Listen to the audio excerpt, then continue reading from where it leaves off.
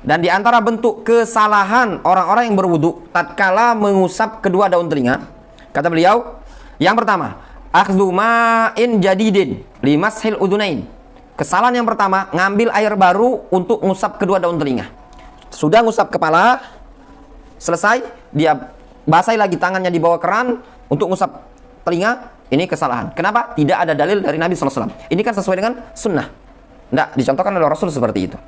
Yang kedua, mashuhuma aksar min marroh, ngusapnya lebih dari sekali. Dan ini yang sering terjadi. Ya, Rasul mencontohkan cuma sekali. Ya sudah sekali, ikuti. Makanya kalau mau mencontoh sunnah dalam berwudu, ya ikuti Rasul. Tidak diriwayatkan dari Rasul basuh kemudian sekali, 2 kali, 3 kali. Cukup sekali tadi.